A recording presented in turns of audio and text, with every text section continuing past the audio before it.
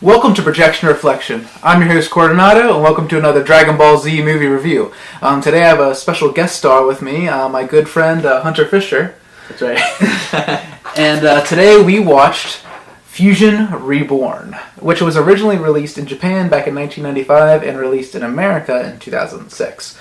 The plot of the film goes that in the other world, a teenage Oni guarding a spirit cleansing machine is accidentally bathed in evil essence. This evil essence changes him into a huge childlike monster with power over the laws regarding the worlds of the living and the worlds of the dead. Can Goku and Vegeta defeat this new monster known as Janemba? And can the Z Warriors in the living world protect the world from dead enemies of the past?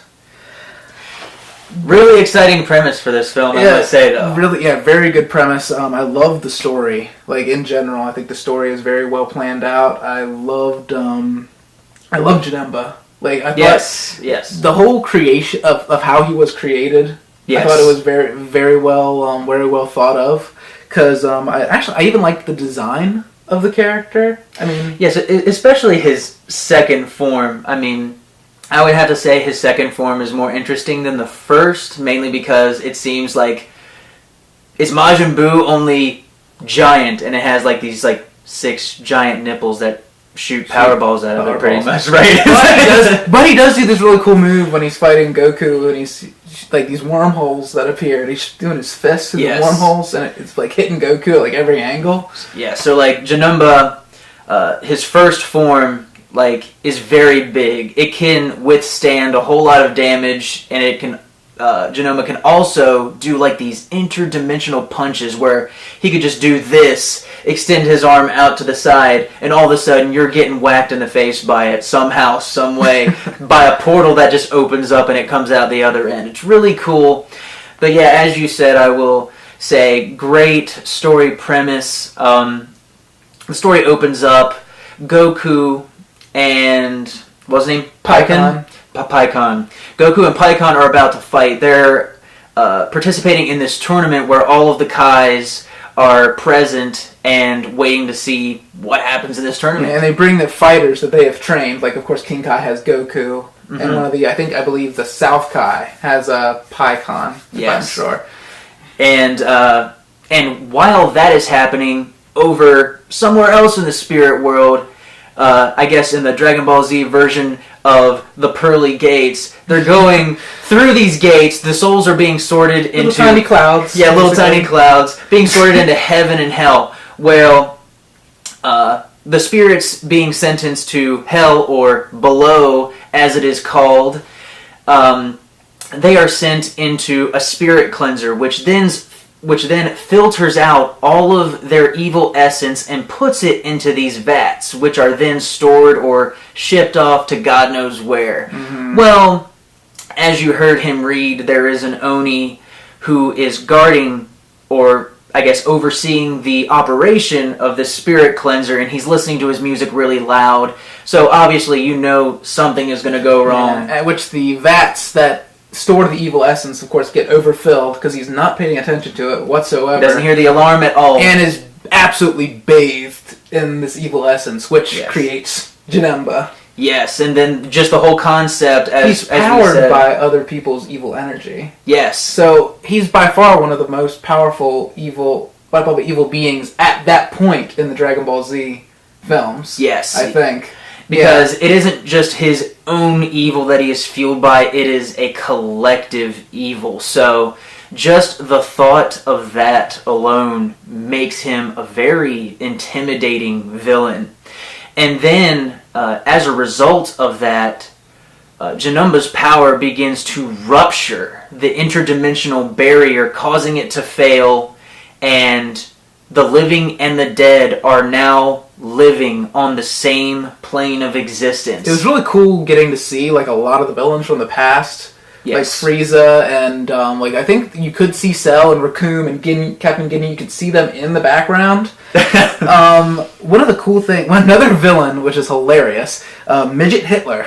In this film. My god! Like literally one of the most funniest things I've seen in a Dragon Ball movie. You would have never thought that. We saw Midget Hitler with his army of. I mean, you can obviously tell they're Nazis, but instead of a swastika on their hat and uniform, it's a red X. And so we see Midget Hitler, we see a vampire walking the streets. Hey, can you take this wooden stake out of my heart, please? Like it just gets it really gets ridiculous, but it's ridiculous in a really funny way. Oh yeah. And I liked the part where Goten and Trunks are fighting against like Midget Hitler. Oh yeah. And it's this part where they go Super Saiyan, and he's like blonde-haired and blue-eyed. He's like blonde-haired and blue-eyed. I shouldn't be fighting them. I should be recruiting them. Yes.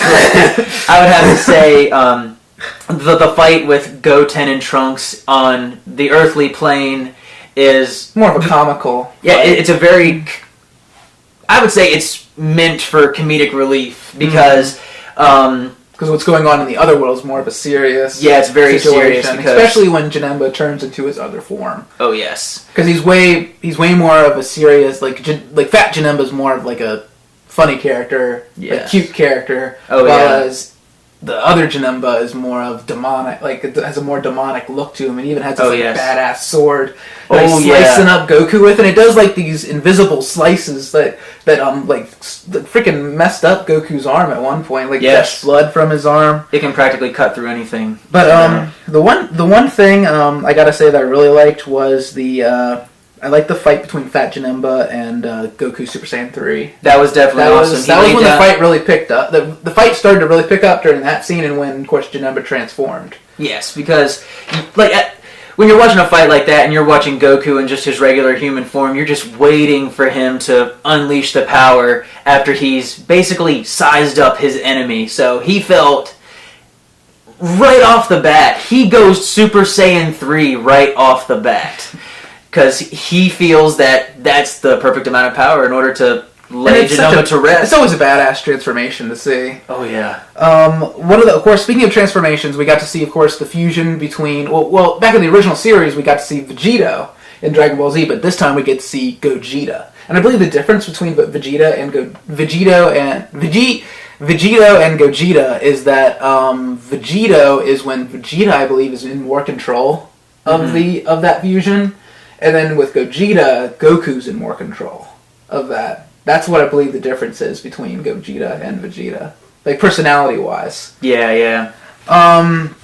The fusion is like just the music is just freaking awesome with the fusion.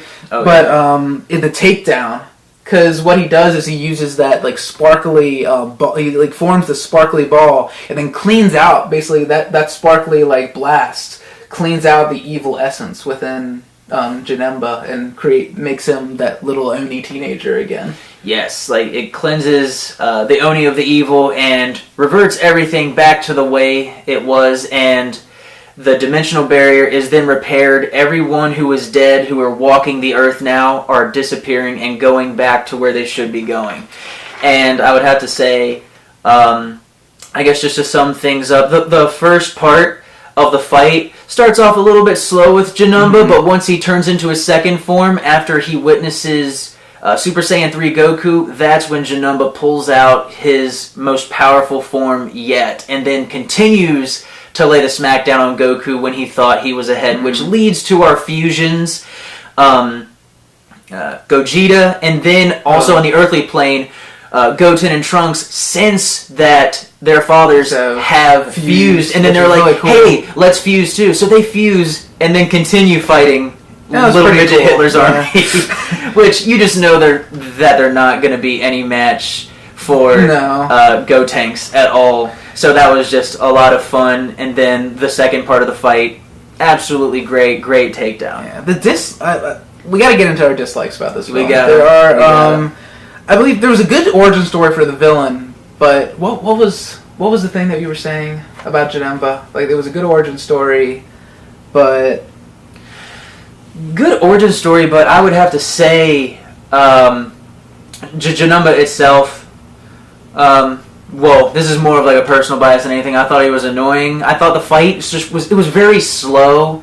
Goku definitely wasn't giving his all the entire first part of that fight, and you just were kind of waiting for the point that he was going to transform. So I felt they did that to sort of drag on. I feel like some everything. of the fights, some of the parts of the film could have been extended out, especially the part with Frieza and all the other villains, because like you see Frieza appear and then he's like, it's like, since your father's not here, I might as well kill you. And Gohan kills him in one freaking punch. Yeah, one freaking punch, and he turns into practically like a pink cloud of smoke. And then you don't see the other villains after that. Yeah, you don't really see the other villains after that. You see them coming towards them, but then you see, I guess because Gohan and Trunks are, I guess, too powerful for their spiritual form, so they just commit suicide by jumping off the side of a building. But when Frieza appears, and you hear that the dimensional plane is ruptured and that the dead are walking among the living, and you see Frieza, that raised the stakes for me in my head. I was like, holy crap, they're facing all of their old enemies. It's about to happen. This film is about to be action-packed, but no, your expectations are completely smashed. Ugh. And then, as he was saying, I wish that was drawn out, because this movie, I felt, was not long enough. They could have drawn it out so much more in order to make it the great film it could have been, with some of the older enemies coming back to wreak havoc once more, and then Gohan and Trunks actually facing a true challenge and then overcoming it. Yeah. And that would have given their fusion a whole lot more meaning than, oh, let's just fuse for the hell of it and kick midget Hitler's ass. Like that's it. The one thing I really didn't like was it was a waste of time was the Veku fusion. Like, because when Goku and Vegeta mess up their fusion and they turn into this like obese like version of Gogeta, which is called Veku, and it was just he fights with farts. And it was funny, but it was such a waste of time. Yeah. That could have been more time to have Gogeta fight Janemba. It was just a waste of it's funny, but I just wish I could have got more Gogeta fighting Janemba. Yes, it felt like he was a shoehorn in just to live up to the namesake of the film, and you really don't see him much. I mean, overall, that's really unfortunate. Overall, that's like the biggest dislikes with the film. Yeah, too many scenes that just wasted time when they could have really built the hype of some of these fights that the viewers could have been looking forward to, but instead they completely threw it in the trash for comedic relief. And it was unfortunate. It was incredibly unfortunate.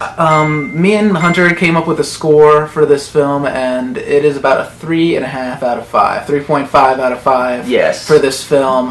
It wasn't a great Dragon Ball Z film, but it was decent. I enjoyed what I got. Yes. And I was happy with it. So like a 3.5 out of 5. It's average. It's nothing special.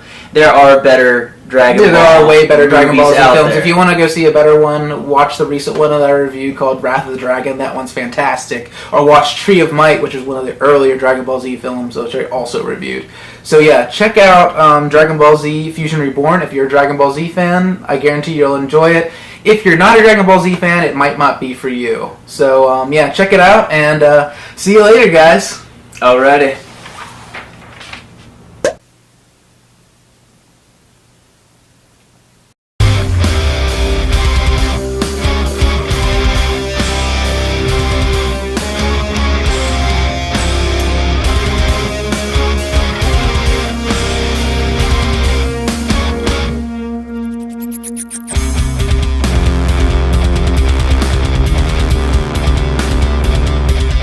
Ready? Ready. Fusion! Ha! What the hell is this?